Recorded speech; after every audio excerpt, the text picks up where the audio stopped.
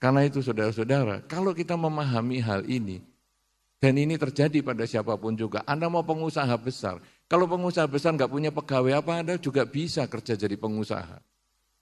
Ketika Anda jualan, Anda tokonya rame, kalau enggak ada orang beli apa Anda bisa jadi orang kaya. Ada satu pengusaha yang luar biasa sekali yang saya pernah kenal, yaitu pengusaha roti. Saya kenal dan dia membuat kamarnya para karyawan dan karyawatinya itu sama seperti kamarnya yang punya. Sama bagusnya, sama mewahnya. Cuman bedanya kalau yang punya itu satu kamar cuman suami istri, kalau itu satu hall isinya beberapa pegawai dengan keranjang susun. Tapi ada TV parabola, ada internet dan ada segalanya. Kemudian kalau kebetulan ada salah satu pegawai yang menikah, semua ini naik bis yang sama dengan bosnya untuk pergi ke pernikahan di desa. Saudara-saudara, saya tanya kepada bos itu, kenapa kamu menyediakan fasilitas seperti itu dan kenapa kamu kok sampai nganter para karyawan itu ke desa dengan naik bis yang sama, padahal kamu mobilnya mewah sekali. Dia mengatakan, saya ini pengusaha roti, jam 3 pagi adonan pertama sudah mulai dikerjakan. Saya masih tidur, mereka yang kerja.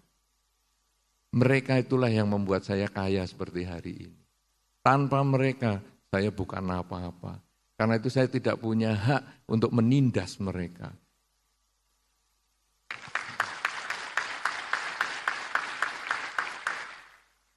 Mereka adalah mitra kerja saya. Karena itu ketika mereka ada yang menikah, saya akan datang ke tempat mereka dengan naik bis yang sama karena mereka adalah mitra saya. Coba saudara, orang ini memahami dengan baik bahwa sesungguhnya bukan diri sendiri yang membuat kita sukses, tapi kita karena dukungan orang lain. Kalau kita memahami ini, apa tuh gunanya kesombongan yang justru menghancurkan diri kita sendiri?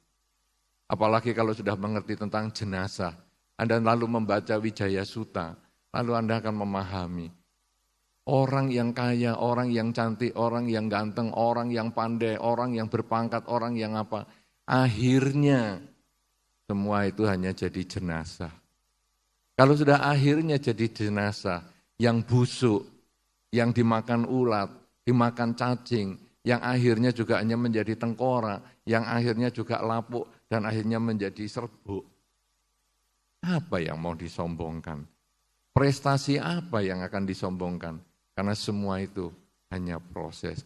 Kita sesungguhnya hanya pelaksana di dalam satu masa saja. Apa yang kita lakukan yang terbaik ini hanya mudah-mudahan bisa dikenang. Tapi bukan untuk menambah kesombongan, hanya untuk memberi makna di dalam hidup. Sudahkah saya dilahirkan oleh orang tua saya itu bermanfaat? Apakah saya ini justru memalukan orang tua saya? Ketika saya menjadi biku, saya meminta izin kepada orang tua. Dan orang tua saya tidak sulit untuk melepas, saya hanya ngomong. Orang menjadi biku kan menjadi orang baik. Menjadi orang baik, kok ditangisi? Kalau saya menjadi penjahat, apa kamu lebih senang? Ya sudah, kamu jadi biku. Kata-kata itu yang merupakan janji bagi saya. Bahwa saya menjadi biku, saya harus menjadi baik. Kemudian saya menerima dana makan dari orang, berarti saya juga harus baik sama orang. Karena kalau saya bisa jalani dengan baik menjadi biku, maka orang yang berdana kepada saya akan merasakan manfaatnya. Kalau sudah demikian ini, kita lalu menyadari hidup kita sangat tergantung orang lain. Contoh saya adalah sebagai biku, tapi siapapun di antara Anda, tadi juga Bante Teja sudah sampaikan, kita semua tergantung sama orang lain. Anda lahir kalau enggak tergantung ibu Anda, siapa yang melahirkan Anda? Puser Anda itu adalah tanda bahwa ibu Anda mengandung. Apakah Anda kenal dengan ibu Anda atau tidak, itu enggak urusan. Tapi puser Anda, itu adalah hubungan Anda dengan ibu Anda. Siapa di sini yang enggak punya wude? Iya toh? Semua punya pusar, berarti semua punya ibu. Apakah Anda kenal ibu atau tidak, itu enggak pusing. Tetapi itu jasanya ibu yang sudah membuat Anda terlahir sebagai manusia. Jasanya ibu dan bapak yang membuat Anda terlahir sebagai manusia dan mengenal dharma. Kalau sudah demikian, Itu mereka yang berjasa. Anda sekolah, ada gurunya.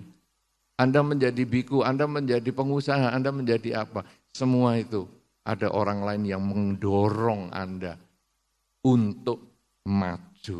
Karena itu kesombongan hanya menghancurkan diri sendiri, tidak bermanfaat untuk orang lain. Berjuanglah terus, jadilah pelaku sejarah, tapi jangan pernah sombong, karena tidak ada manfaatnya dan itu tidak dibawa ke alam yang selanjutnya. Terima kasih.